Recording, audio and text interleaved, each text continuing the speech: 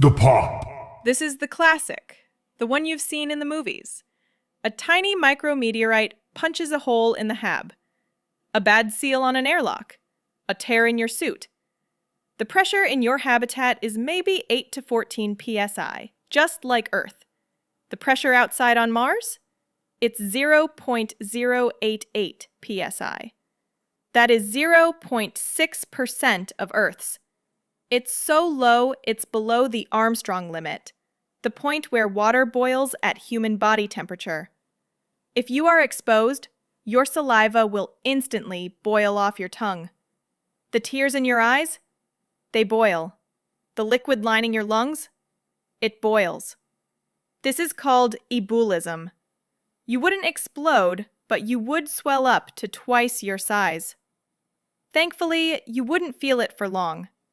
You'd be unconscious from hypoxia in about 15 seconds and clinically dead in 90. Honestly, this is the best death on this list. It's quick. It's all downhill from here. The slow suffocation. You're in your habitat. It's sealed. It's safe. You're breathing in oxygen. You're breathing out carbon dioxide. On Earth, plants and oceans take care of that CO2. In your tiny Martian tin can, that job belongs to a machine called a CO2 scrubber, and it has to work perfectly 24 hours a day, forever. The moment it breaks, a clock starts. This isn't a dramatic, can't breathe panic. This is so much worse. The condition is called hypercapnia, or CO2 poisoning. The first symptoms aren't suffocation, they're fatigue, confusion, headaches. You know you need to fix the scrubber. It's a complex, delicate repair, but you feel so sleepy. The poison itself prevents you from fixing the problem. You'll feel a powerful urge to just lie down, just for a quick nap. You will never wake up. The big thirst. Let's clear something up. Mars is not a dry planet. It is covered in water, over 5 million cubic kilometers of it, frozen in ice caps and buried in permafrost, enough to cover the entire planet in an ocean 35 meters deep. You will be standing on a world of water, and you will die of thirst. Why? Because all that water is locked away. You're not sipping from a lake. You're relying on a complex, high-tech water reclamation system. A machine that has to filter everything. Your sweat, your shower runoff, your everything. It is a fussy, complicated, complex chunk of equipment with pumps, sensors, and filters. And it is your only source of water. When a single, specialized pump breaks, you can't just run to Home Depot. A replacement part is on Earth. At its closest, Earth is a 6-month journey away, but launch windows only open every 2 years. You have about 3 days. You will die of dehydration on a planet made of water, all because of a single broken part you can't replace. The big freeze. On Mars, a power outage is not an inconvenience. It is a death sentence. The surface of Mars can be a balmy 0 degrees Celsius, 32 degrees Fahrenheit at the equator, on a nice summer day. But at night, it plummets to minus 70 degrees Celsius, minus 94 degrees Fahrenheit. Your habitat is a fragile, warm bubble in a deadly, frozen void. And that bubble is kept alive by one thing: power. Probably from a small nuclear reactor or fields of solar panels. But power grids aren't just one thing. They are a system, and systems are prone to cascading failures. One small short circuit trips a breaker, which overloads another system, which shuts down the main grid. And when the power goes, everything goes. The heaters go off, the CO2 scrubbers go off, the water reclaimer go off, the lights go off. It is now a terrifying race to see what kills you first. Will you freeze to death in the dark? Will you suffocate on your own breath? Or will your water pipes freeze solid setting you up for the big thirst. A cascading power failure means you get to find out, all at once. The starvation. Forget what you saw in The Martian. You cannot, I repeat, cannot grow potatoes in Martian dirt. First, Martian dirt isn't soil. It's regolith. It has zero organic matter. Second, it is a toxic chemical cocktail. We'll get to that in a minute. Your only hope for food is a complex, indoor, 100% artificial farm. Hydroponics, aeroponics, a lab of pumps, grow lights, nutrient solution vats, and computer-controlled sensors. And just like the water reclaimer, this system is only as strong as its weakest part. When a single, non-replaceable LED panel burns out, your crops die. When a single nutrient pump fails, your crops die. You won't starve because of a blight or a bad harvest. You will starve because an accountant on Earth 24 months ago packed 3 Model B pumps instead of 4. The oops. In 1999, NASA lost the $125 million Mars Climate Orbiter. It didn't crash because of a complex failure. It crashed because one engineering team used the English system of pounds, and the other team used the metric system of newtons. They were lost in translation. On Earth, that is a very expensive, very embarrassing oops.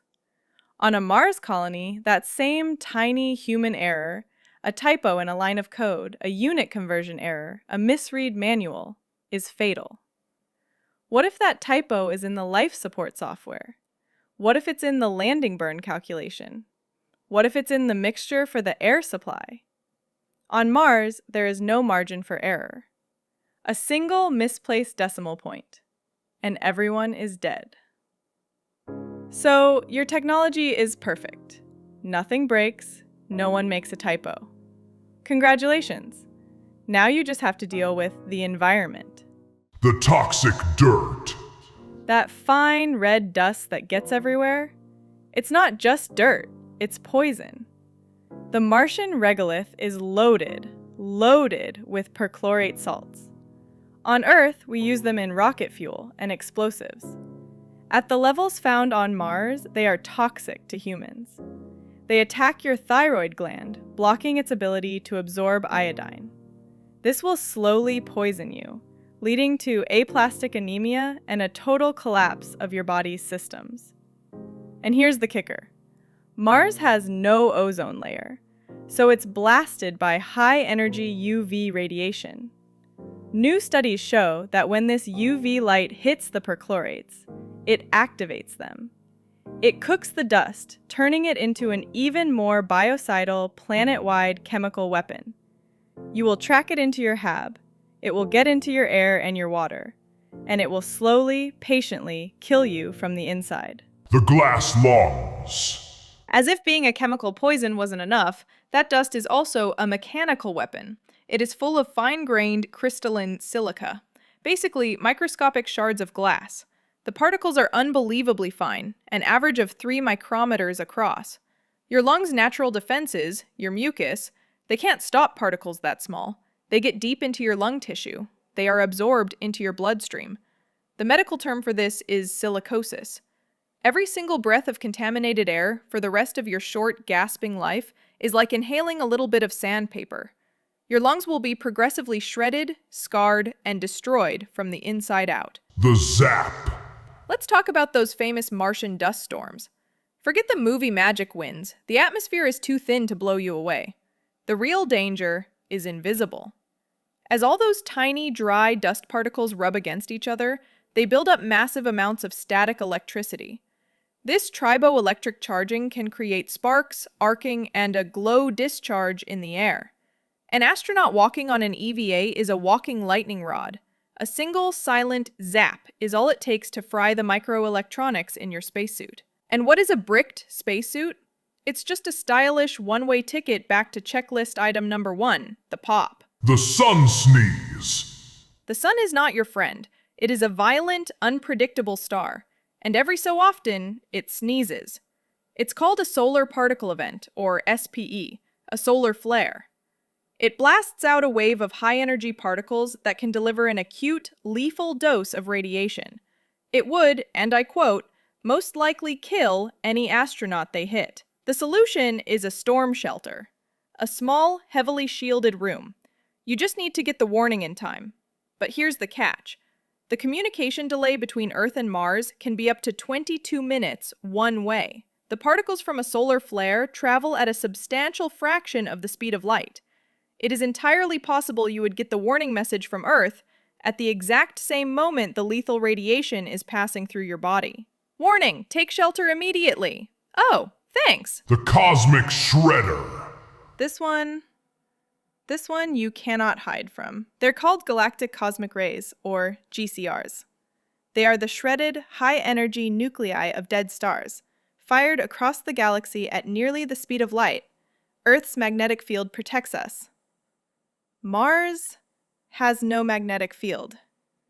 You are exposed to this 24 hours a day, every day, for the rest of your life. This isn't a sunburn. This is a constant, microscopic shredding. Billions of high-energy particles passing through your body, snapping your DNA, damaging your neurons. It causes cancer. It causes cognitive decline. It causes degenerative diseases.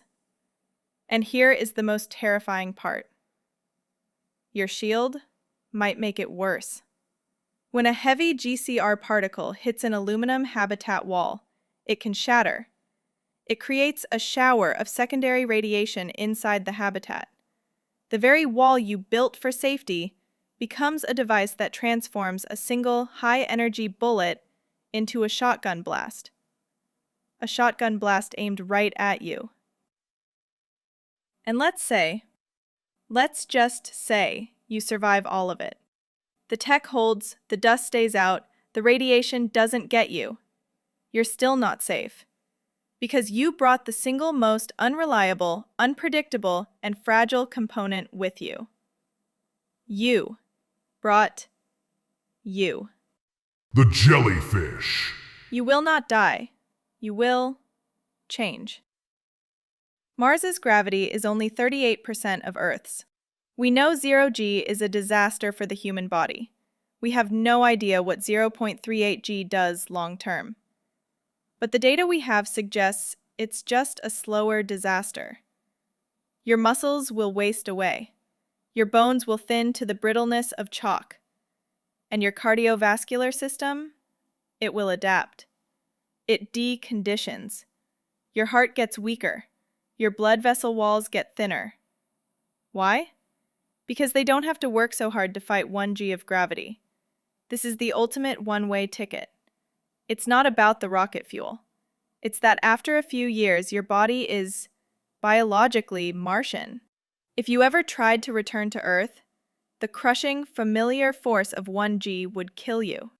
Your weakened heart couldn't pump the blood to your brain. You would suffer a stroke and die, simply by trying to stand up at home. The cabin fever. And finally, the last and most likely way to die. You are in a box, a metal can, 100 million miles from every single human you have ever known. The 22-minute communication delay means no real conversation with home, no real-time help.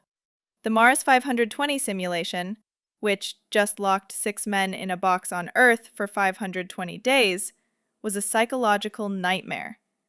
It resulted in clinical depression, chronic insomnia, crippling fatigue, and rampant, bitter conflict. Even highly trained astronauts crack. The crew of Apollo 7 got so stressed and hostile with ground control that they refused to wear their helmets during re-entry. A suicidal, petulant, and nearly fatal decision. The most dangerous, unpredictable component on Mars isn't the reactor. It's not the dust. It's your crewmate. The one who, after 400 days of the same face, the same jokes, and the same freeze-dried food, finally cracks and decides the real problem is the airlock, and that you are on the wrong side of it. Fact me, Poppy.